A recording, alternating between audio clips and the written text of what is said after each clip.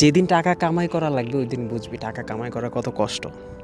এই কথাটা আমার আব্বা আম্মা দুইজনই বলতো একসময়। সো অনেক বছর পরে আইসা কথাটা মনে হইতেছে। আব্বা তো অনেক দূরে থাকে, কথাবার্তা নাই, আম্মা তো নাই। তো এই জিনিসগুলো আমাকে খুব ভাবায় এখন। আমার কাছে এই মুহূর্তে 4টা জব আছে অনগোয়িং, এবং আমি চাইলে যে কোনো একটা থেকেই টাকা কামাই করতে পারি। কিন্তু কাজ করা লাগে অনেক, মাথা উপরে দিয়া যায় বা শরীরের উপর দিয়া যায়, তারপরে গিয়ে টাকা আসে। এবং টাকা আসার পরে না, এই টাকা আমি কখনো দেখি না। এটা যে কী হয় আমি নিজেই জানি না।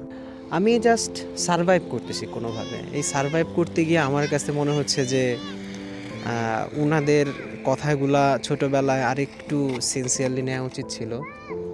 আমি খুব মধ্যবিত্ত বলা যায় না, আমি নিম্ন মধ্যবিত্ত ফ্যামিলি থেকে আসছি।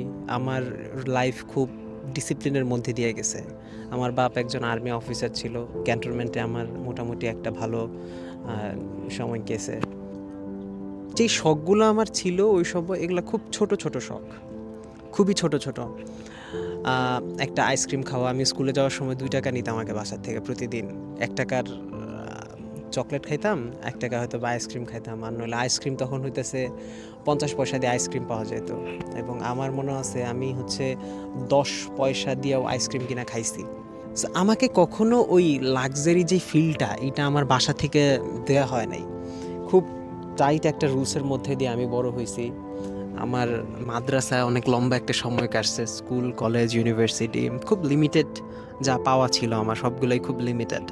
মানে এই জন্যে না যে এফোর্ড করতে পারি নাই, আমি চাইতাম আব্বা আম্মার কাছে, কিন্তু আব্বা আম্মা দিত না। এবং এই কথাটা বলতো যে জীবনে যখন টাকা কামাবি তখন বুঝবি। এখন আইসা মনে হয় যে কোন আইসক্রিমটা আসলে বড় ছিল না, বড় ছিল যে আমাকে এতটুকু বুঝানো, টাকা খরচ করিস না, মেবি এরকম কিছু একটা। আমি এখন ওই চিন্তাটা করি যে আমি আজকে 2000 টাকা কামাইছি, চাইলে তো একটা কোন আইসক্রিম খাইতে পারি। এবং আব্বাও তো তখন এরকমই কামাইতো, সে তো বলতেই পারতো যে ওকে খা। সো আমি যখন হয়তো বা এই ধরনের দাবিগুলা করতাম, তখন উনি এটাই আশা করতো যে ওরে যদি এখন দেই, আজকে একটা 50 টাকা দামের আইসক্রিম যদি ওরে আমি আজকে দেই, কালকে সে আবার দাবি করতে পারে।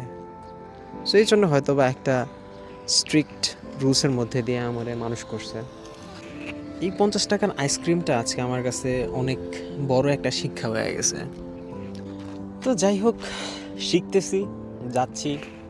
ফ্যামিলির কথা, ফ্যামিলির থেকে বেশি মনে করে ফ্যামিলির কথাগুলো, যেই কথাগুলো ওনারা আমারে বলছে, আমি যদি ওই সময় 100% ইমপ্লিমেন্ট করতে পারতাম, আমার মনে হয় যে জীবনটা সহজ আছে এখন, বাট আরও সহজ হইতো অনেক।